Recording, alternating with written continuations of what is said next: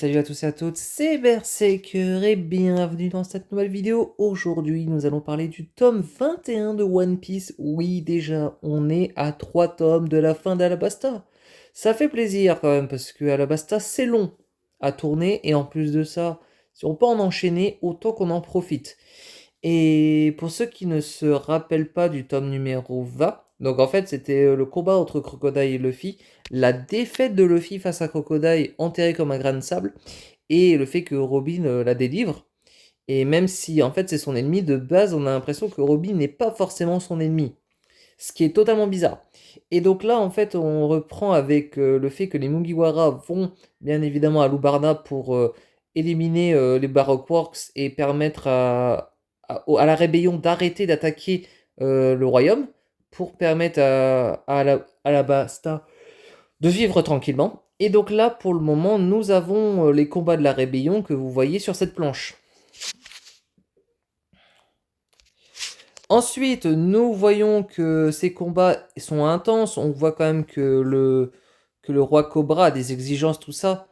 En fait, ils veulent vraiment que le roi Cobra se rende parce que c'est pas forcément un bon roi pour eux, alors que au contraire, c'est juste qu'en fait, il s'est fait un peu duper par Crocodile. Nous avons quand même Crocodile qui, pour moi, est un dictateur qui profite du chaos pour créer ses propres lois. Et en fait, le truc, c'est que c'est totalement un parallèle à ce qu'il y aura plus tard. C'est ça qui est assez marrant dans One Piece, c'est qu'ils aiment faire des parallèles entre deux arcs dans deux mers totalement différentes, quoi. Et ensuite, nous avons Vivi qui est à la recherche de Shaka. Parce que oui, elle a besoin d'aide. Pendant ce temps, le combat entre Sanji et Bonbon, quoi. Bon Clé, Bonbon, quoi. Appelez-le comme ça. Pour bien évidemment savoir qui des deux combattants gagnera contre l'autre. Bonne Clé qui utilise des coups de balai, parce que oui, il a le travesti fruit. Et en fait, c'est un fruit qui permet de changer d'identité, ou plutôt de corps, avec celui de sa cible. Mais l'avantage, c'est que Sanji n'a pas été touché par Bonne Clé quand il est arrivé on va dire, au navire, donc il a un avantage. C'est pour ça que Sanji se débrouille avec des shoots moutons et des... Ouais, des shoots moutons.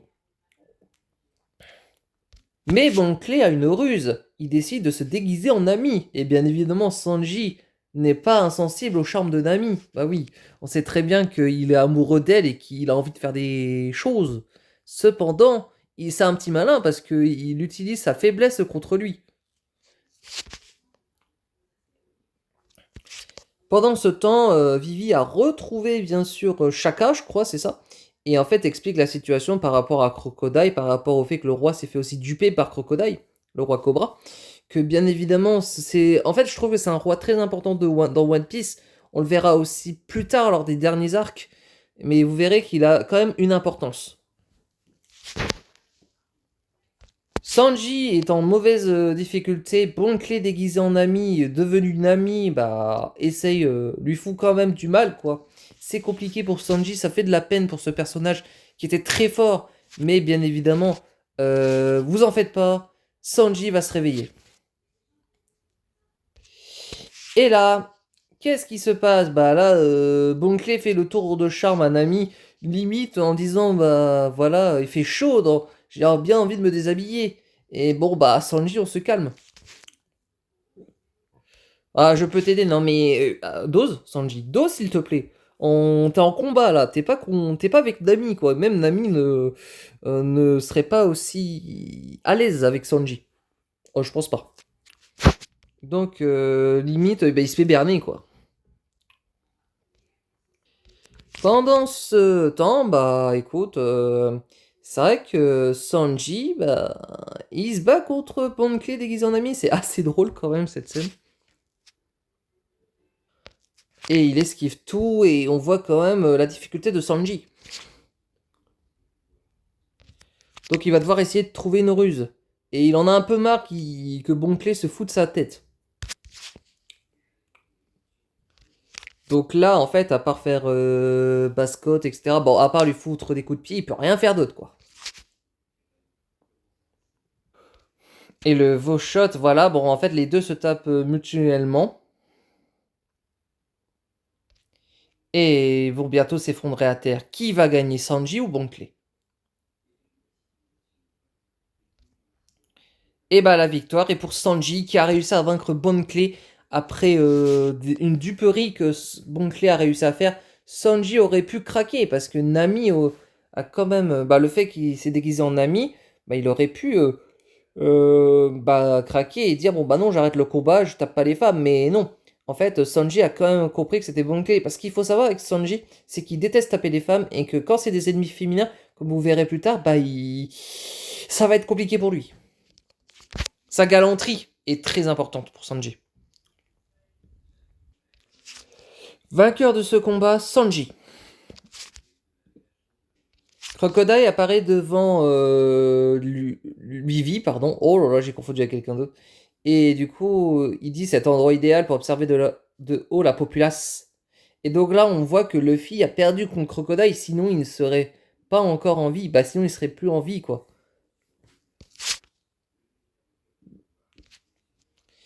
Et donc là, Vivi dit, pas moyen, ça devient lassant. Elle ne tient même pas en place ma parole. Et du coup, en fait, c'est Nami, pardon. Oh là là, j'ai confondu Nami et Vivi. Oh, mais ça ne va pas aujourd'hui. Pourtant, oui, je sais que les deux se ressemblent quand même dans le manga. Mais voilà une autre théorie qu'on va aborder. Moi, je suis sûr et certain que. Parce que oui, Nami a été, on va dire, élevée par belle-mère et sauvée quand elle était officier de la marine et elle avait quelques mois. Je suis sûr que Nami est une descendante d'un roi. C'est sûr et certain. C'est franchement bizarre qu'elle ait le même visage que Vivi, pratiquement à quelques détails près. Oui, ils ont les cheveux différents, tout ça, mais ils ont le même trait de visage. C'est trop bizarre. Voilà. Bah, vous discuterez plus tard de cette théorie.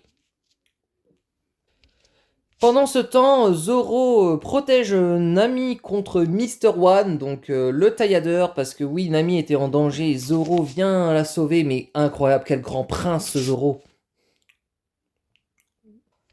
Le pilier s'est fendu à la verticale, Zoro a vu que le tailladeur était totalement fort, et du coup ça fait qu'il va galérer. Donc il explique qu'il a mangé le fruit tailladant et qu'il est devenu une grande lame. Et qui fait que ça va être compliqué pour Zoro pendant ce temps. Mais ce double finger va s'occuper de Nami.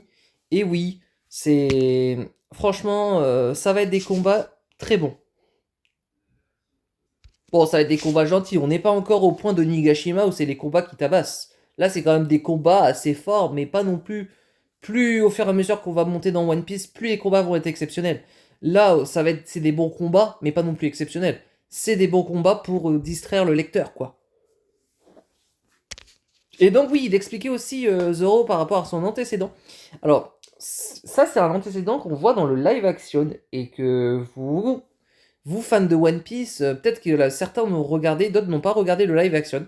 Alors, en fait, dans le live action, c'est expliqué que Zoro a affronté bien évidemment un agent du Baroque Wars, donc c'est Mister Seven, et qu'il l'a vaincu. Et en fait, leur objectif c'était que Zoro vienne dans le Baroque Wars en tant que chasseur de primes.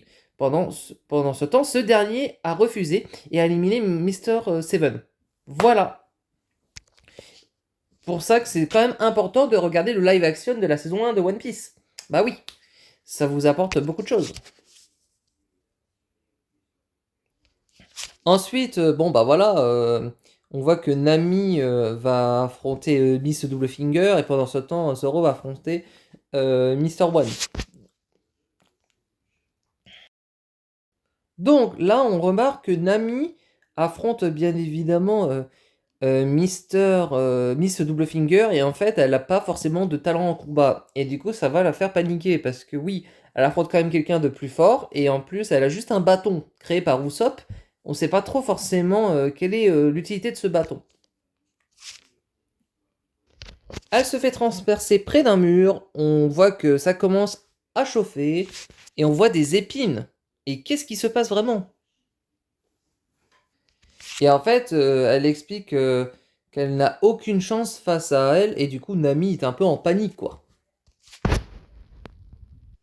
Donc déjà, des épines qui arrivent à transpercer des pierres, c'est vraiment qu'en fait, elle a un fruit du démon. Et en fait, ce fruit du démon, c'est le fruit de l'oursin.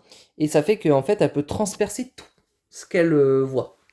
Entre l'autre qui taillade et elle qui transperce, franchement, on est bien servi, quoi. Cependant, Nami a décidé de combattre avec la magie. Oui, c'est hilarant de ramener des colombes alors qu'on est en danger. Et elle s'énerve face au bâton que Usopp a créé en disant: Mais quel abruti cet Usopp! Il ne sait pas faire un bon bâton! Du coup, Miss Doublefinger se pointe vers le ciel et du coup attaque Nami par le ciel. Et bah finalement, en fait, on voit que Nami est en panique et du coup que limite il y a un guide pour utiliser le bâton. Oui, parce que Usopp a quand même été un peu intelligent d'avoir créé un guide. Mais il faudrait que Nami sache lire le guide pour que ça passe bien.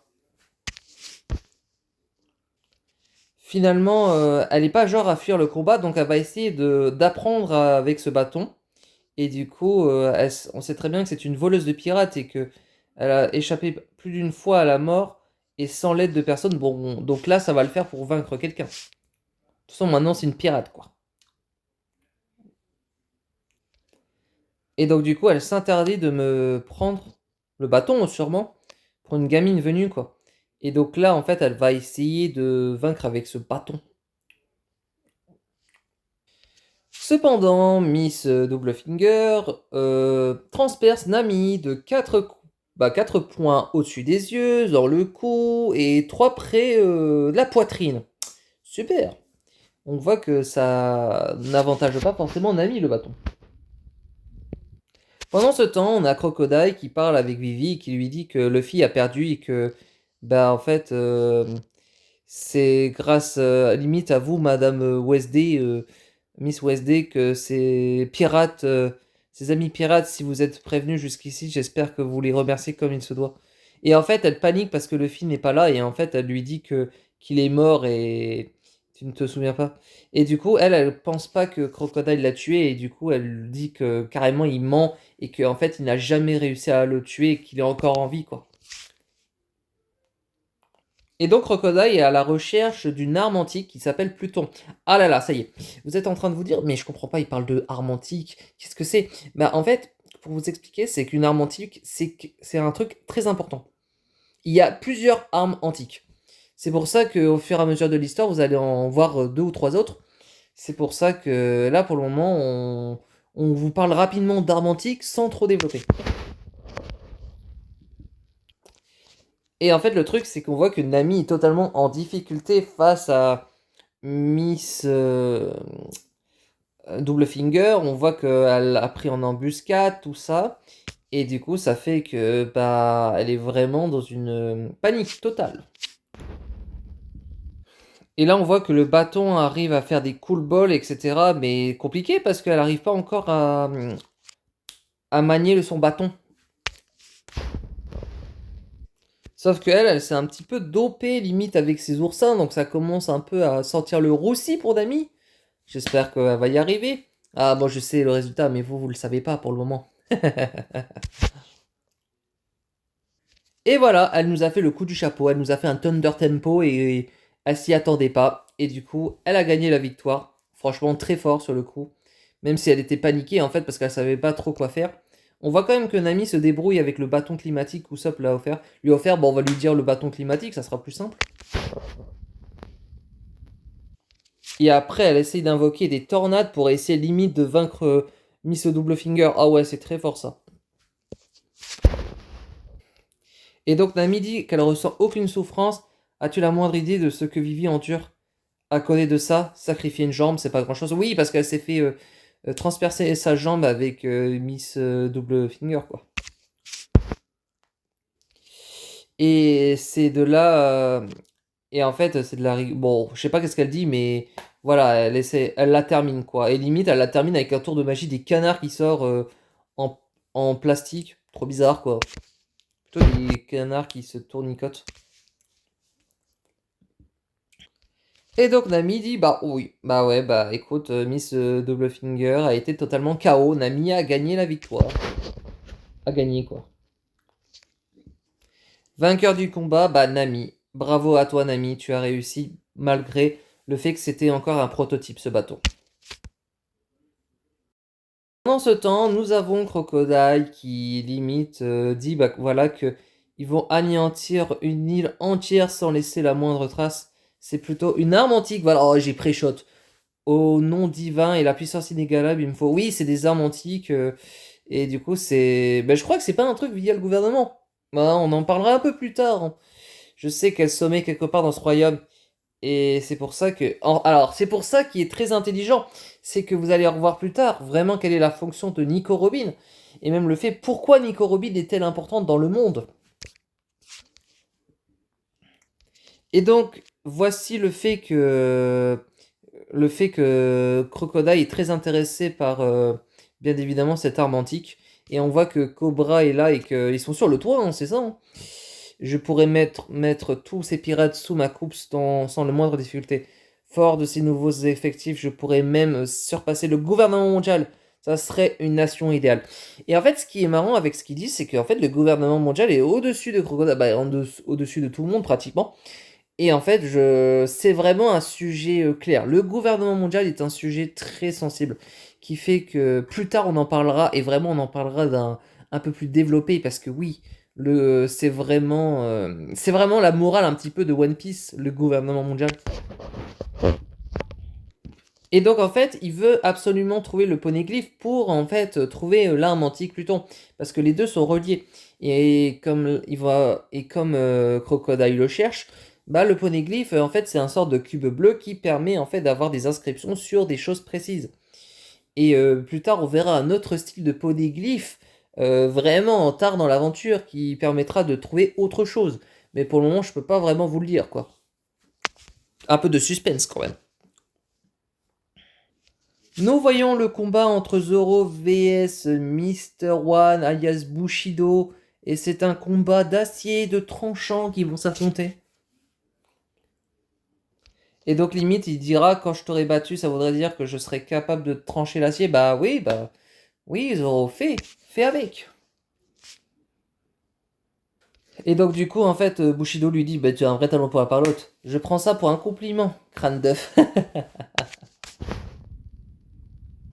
Mais il dit, avant que je me batte, tu veux dire...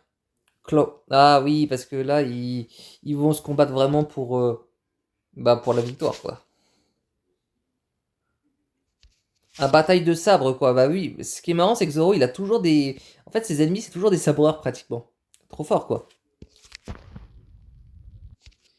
Et du coup, à ce moment-là, bah, Zoro, limite, arrive pas à le trancher parce qu'il est en acier, quoi. Il essaye de le trancher, mais il galère, quoi. Et on voit que le combat est assez serré. Parce que son corps est en acier. Et du coup, c'est compliqué pour Zoro de gérer cette situation. Zoro esquive cette attaque. Bon, bah ça va, il s'en sort pas si mal, quoi. On rappelle forcément d'un petit flashback de Zoro qui demande à son maître comment trancher même l'acier. Et en fait, il lui pose la question si c'est vraiment vrai. Et en fait, son maître lui dit bah oui, c'est totalement vrai, quoi. Et donc là, il dit ne rien trancher, même mais l'acier est fait pour trancher. J'y comprends rien, ce sabre digne de ce nom se doit pourtant d'attaquer encore et encore. Et du coup, là, il va glow up en arrivant à trancher de l'acier. Il commence à élaborer une technique pour essayer de trancher de l'acier. Va-t-il réussir?